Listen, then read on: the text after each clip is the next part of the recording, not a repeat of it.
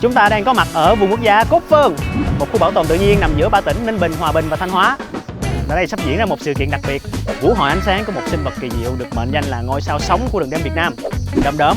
Chúng ta sẽ cùng nhau thực hiện thử thách ghi hình lại sự kiện đặc biệt này và săn tìm một hình thái đặc biệt khác của loài đom đóm tại đây.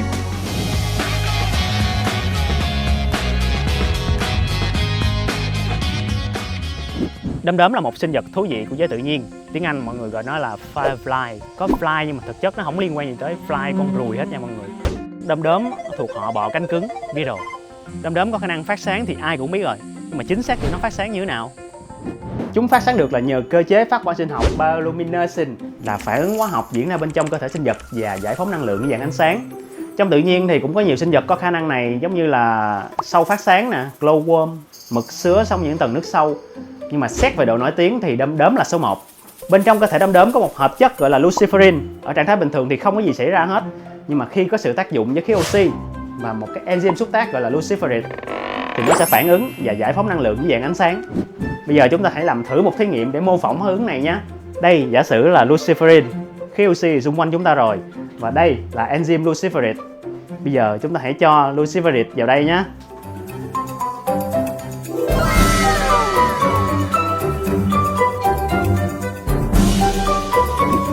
Phản ứng này của đom đóm còn hay ở chỗ hiệu suất của nó đó các bạn.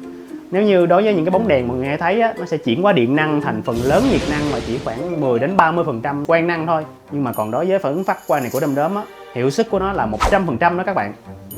Các bạn thấy đom đóm có hay không? Nhưng mà đó chưa phải là cái điều thú vị nhất ở đom đóm đâu. Cái điều hay ho nhất ở lời này á, lại nằm ở dòng đời của nó đó các bạn. Đây là ấu trùng đom đóm. Đó. Cái con dài dài nhìn không có cánh, nhìn giống con sâu này, mà nó lại là ấu trùng đom đóm đó các bạn. Vòng đời đom đóm sẽ bắt đầu khi mà đom đóm trưởng thành, nó đẻ trứng xuống đất. Thì sau khoảng 2 đến 4 tuần trứng sẽ nở và trở thành ấu trùng. Ấu trùng đom đóm sẽ có hình dạng giống vậy. Nó chỉ bò bò dưới đất hoặc là đậu trên lá cây này kia các kiểu, chứ nó không có bay như đom đóm trưởng thành. Là động vật săn mồi, nó sẽ săn ốc sên, sâu bọ và côn trùng nhỏ.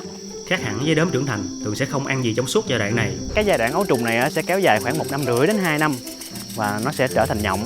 Giai đoạn nhộng này cũng sẽ kéo dài khoảng 1 đến 3 tuần.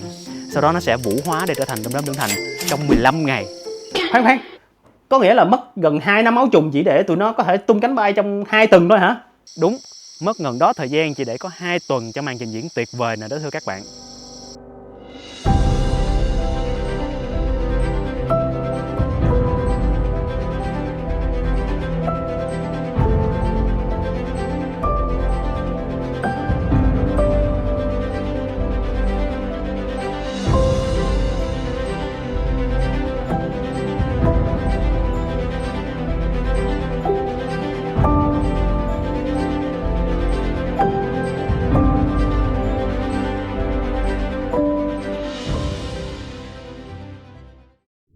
Nhưng đom đóm phát sáng vì điều gì? Nếu bạn để ý kỹ thấy đom đóm chớp tắt cũng có theo nhịp mà khoa học gọi là tần số á, và mỗi tần số này khác nhau tương ứng với những mục đích khác nhau. Thường là để giao phối, con đực nó sẽ chớp tắt để mà thu hút con cái đậu xung quanh nó đến giao phối với mình. Tiếp theo là để cảnh báo nguy hiểm cho những cái con xung quanh.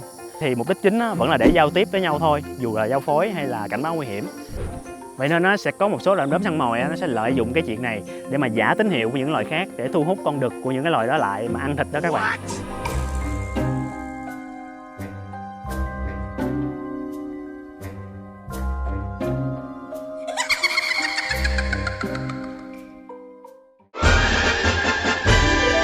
Sở dĩ có sự khác nhau nhiều giữa hình thái và tập tính của ấu trùng đom đóm với đom đóm trưởng thành dù nó cùng một loài, là vậy thì tụi nó biến thái.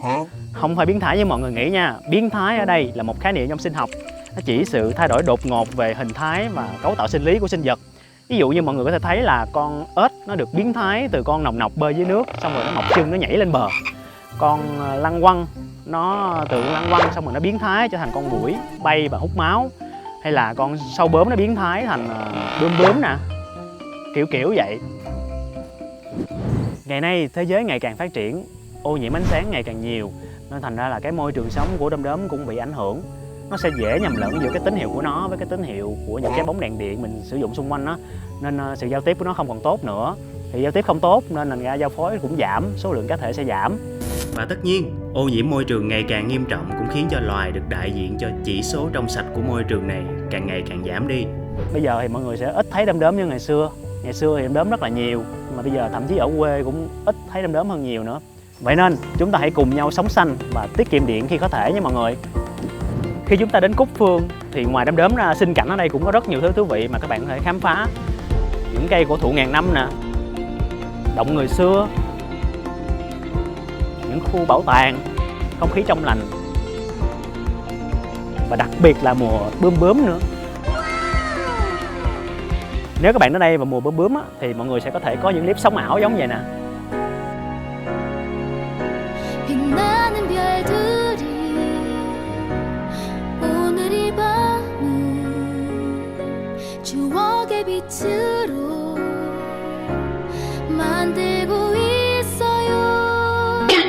Bay lên. Thêm nữa, ở đây còn có những khu bảo tồn cứu hộ động vật hoang dã nữa. Những ai yêu thiên nhiên thì chắc chắn không thể bỏ qua những chỗ này được.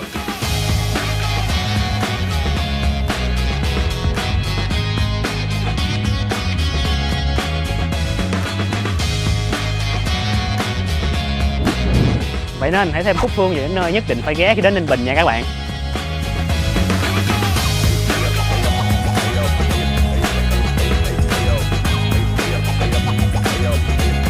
Thế giới tự nhiên vô cùng thú vị và còn rất nhiều điều chờ mình và các bạn cùng nhau khám phá. Hẹn gặp lại các bạn trong những tập tiếp theo của The Costal.